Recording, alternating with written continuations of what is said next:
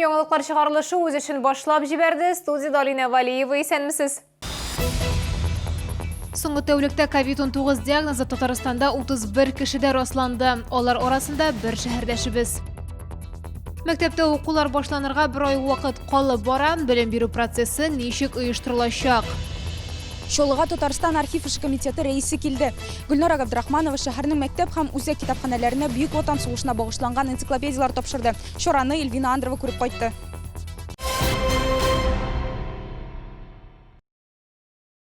Соңгы тәүлектә COVID-19 диагнозы Татарстанда 31 кешедә расланды. Алар арасында бер шәһәрдәшебез. 24 июльгә пандемия башланганнан бирле Татарстанда коронавирус белән авыруның 5372 очрагы теркәлгән. Бу вакыт эчендә 4219 кеше сәламәтләнгән. Шул исәптән 26-сы узган тәүлек эчендә. Чаллыда COVID-19 белән барлыгы 787 пациент авырды. Консультацияны өйдән чыкмыйча гына алырга мөмкин. Татарстанның 32 районында Минем бизнес республика үзәгенең төбәк вәкилләре даими рәвештә эшли. Консультация сорап үз мәшгульләр дә, эшмәкәрләр дә мөрәҗәгать итә ала. Чаллыда ярдәмне ничек алырга хәбәрчебез материалында. Белгечләр эшкуарларны кызыксындырган барлык сораулар буенча түләүсез профессиональ консультация күрсәтәләр. 8-967 372 92 59 телефоны буенча шалтыратып, ярдәмне өйдән чыкмыйча гына алырга була. Башта хезмәткәрләр эшмәкәр яки үз мәшгуль нинди тармакка караганын билгеләячәк. Для пострадавших отраслей приняты меры поддержки на федеральном уровне. Но для тех отраслей, которые не вошли в список пострадавших, но которые все-таки не могли работать в период пандемии, а таких тоже очень много, руководство республики разработало следующие меры поддержки. Это микрозайм 1%, до 2 миллионов предпринимателей могут получить по ставке 1%. Это субсидирование переплаты, то есть выплаченных процентов по действующим кредитам, взятых на бизнес. Мөрәҗәгать итүчеләр үз бизнесларын ничек ачарга, ташламалы микрозайм алырга һәм коронавирус пандемиясенә бәйле рәвештә нинди ярдәм чаралары алырга мөмкинлекләрен белә алачаклар. Чаллыда зыян күрүчеләр консультация сорап, төрле сораулар һәм проблемалар белән мэриянең 106-нчы кабинетына мөрәҗәгать итә ала. На данный момент в общепите сложная ситуация. У кого-то сложно, у кого-то нет. Хотели бы узнать, когда ситуация придет в ту норму, которая была до марта месяца, и когда нам дадут спокойно работать. Без ограничительных мер, без каких-то рамок. Столкнулись мы даже больше не с той сложностью, что пандемия. У нас случился пожар на фабрике, и поэтому больше всего мы пострадали все-таки не от пандемии, а от того, что у нас случилось форс-мажорное событие. Республика эшкуарлары өчен fasttrack.rf порталы эшләнгән. Биредә гариза бирергә һәм аның үтәлешен шәхси кабинетта дистанцион рәвештә тикшерергә мөмкин. Эльвина Андрова, Диана Малярова, Ленар Султанов, Яңалыклар. Роспотребнадзор Татарстан мәктәпләрендә сентябрь айыннан уку процессының ничек оештырылачагы турында сөйләде. Уку елы нинди форматта башлануы турында әлегә карар кабул ителмәгән. Мәктәпләрне ачарга ниятлеләре бу очракта анда уку процессы Роспотребнадзор тарафыннан язылган яңа кагыйдәләр буенча оештырылачак.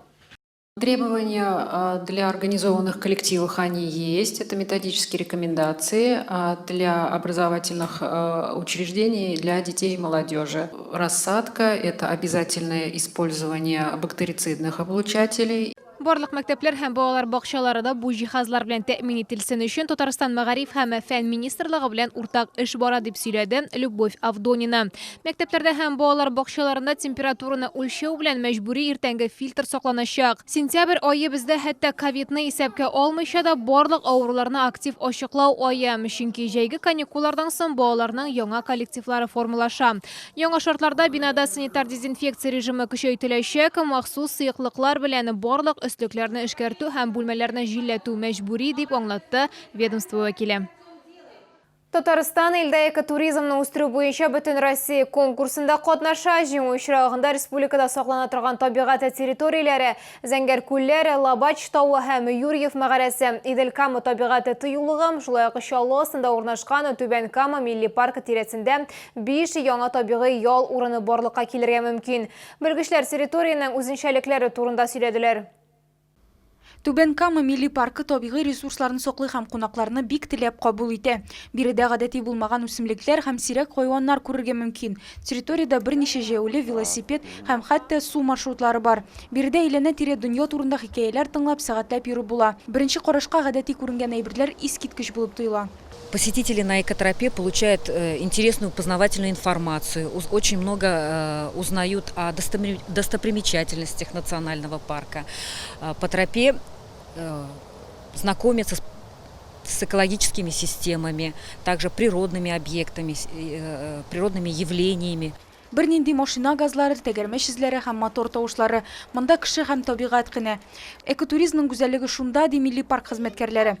Экотуризмның асылы кешеләрнең әйләнә-тирә мохит өчен зыянсыз сәяхәт итүе. Түбән Кама милли паркы территориясендә велосипедлар өчен берничә маршрут каралган. 2 тәгәрмәчле транспортны прокатка алып була. Бүген тыюлыкта 20дән артык төрле юл бар. Велосипед юлыгына 9 километрдан артык.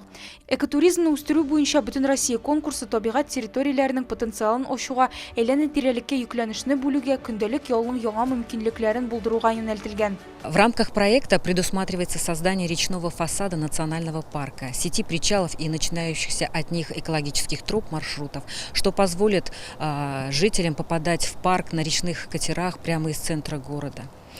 Предполагается также создание эко-гостиниц, плавучих музеев. Конкурска Россиянең 68 субъектыннан 115 хориза килгән. Шуларның 5-се Татарстаннан. Бәйге нәтиҗәләре июль азагында билгеле булачак.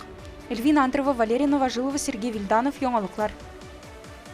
Татарстан барысы да фронт өчен, барысы да җиңү өчен. Республиканың архив эше буенча Дәүләт комитеты шолының үзәк һәм мәктәп китапханәләренә Бөек Ватан сугышы турында китаплар бүләк итте. Тапшыру тантанасына комитет рәисе Гөлнара Габдрахманова килде. Бөтен республика буенча 1000 ярымнан артык китап таратылды. Тулырак мәгълүмат хезмәттәше материалында. Татарстан барысы да фронт өчен, барысы да җиңү өчен дип исемләнгән китап Татарстан Республикасының архив эше буенча Дәүләт комитеты тарафыннан чыгарылган. Ул Бөек Ватан сугышында җиңүнең 75 еллыгына багышланган. Китап 10 бүлектән тора. Аларда татарстанлыларның тылда яшәешенең барлык өлкәләре диярлек ачылган. Заводлар, фабрикалар, госпитальләр, белем бирү оешмалары, балалар учрежденияләре эше. Мне очень хочется, чтобы наши дети эту книгу прочитали. Поэтому мы сегодня приехали в Челны, это наш последний уже в акции город, и вручили торжественно директорам образовательных организаций и директору централизованной библиотечной системы, для того, чтобы они дальше уже передали в их образовательные организации и в их библиотеки, чтобы массовый читатель также мог познакомиться с этой энциклопедией тыловой жизни Татарстана. Әлеге китапны төзегәндә Россия һәм Татарстанның төрле архивларыннан материаллар һәм белешмәләр кулланылган. Иҗади төркем вәкилләре документларны Мәскәүдән, бөтен республикадан, барлык районнардан җыйган, ветераннар белән очрашкан. Аларның интервьюларын китаптагы QR-код аша табып була. Энциклопедия текстының авторы профессор Мәрҗәни исемендәге институт академика Айсылу Кәбирова. Идея авторы Татарстан Республикасы президенты аппараты җитәкчесе урынбасары Игорь Савельев. Китаплар тапшыру тантанасыннан тыш, кунаклар өчен шәһәрнең төрле оешмалары, күргәзмәләр һәм концерт программасы әзерләделәр. Ватан өчен хәрби тарихи клубы шәһәрнең тарихи туган якны өйрәнү музее белән берлектә Бөек Ватан сугышы солдатларының көнкүреше һәм амуницияләре турында корал күргәзмәсе оештырды. Һәр солдатның үзе белән кечкенә көрәге, калагы һәм котелогы булган. Шулай ук бу өстәлдә солдатларның киемен, каскаларын күреп була. Менә бу ящикта шәхси гигиена әйберләре һәм көндәлек кирәк-яраклар. Кызыл армия һәм немец мылтыклары бүтән үстидә ота. Ә менә бу немец пулеметы Татарстанда берәү генә. Тантанага килгән кунаклар өчен Советлар Союзы герое Илдар Маннанов исемендәге 82-нче кадет мәктәбенең тынлы һәм бәрмә уен кораллары оркестры чыгыш ясады. Шәһәр картиналар галереясы да читтә калмады. Күргәзмә һәм басма графика буенча мастер-класс тәкъдим итте. Монда инде безнең халык рәссамы, Татарстанның халык рәссамы Мадияр Шарипович Хазиев эшләре. Шулай ук Валентин Самарцев эше, Ирек Массаров, Илшат Мингазов, Евгений Новиков кебек рәссамнарның эшләре сугыш темасына багышланган эшләре куелган. Жаныгыз калсын күчендә, яшәгез сез әле ветераннар, кайтмый калган солдат düşкүрдә. Эльвина Андрова, Сергей Вильданов, Яңалыклар. Бу сезгә эшкәрәсе соңгы мәгълүматыбыз иде. Мин Алина Валиева сезгә күңелле яллар теләп сау булашам, исән сау булыгыз.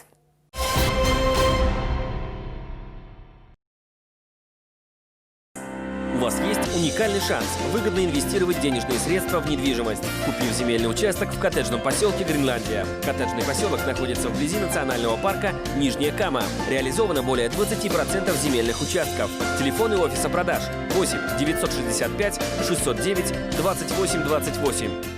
Аттестованная и аккредитованная лаборатория ООО «АП Надежность» проводит неразрушающий контроль сварных соединений радиографическим, ультразвуковым, магнитным, капиллярным методами, а также испытание прочности бетона. Телефон 70 76 20. Медицинский центр флебологии приглашает на диагностику и лечение варикозной болезни, а также всех имеющих проктологические проблемы. Опытные сосудистые хирурги и проктологи окажут вам квалифицированную помощь. Телефон 91 99 92.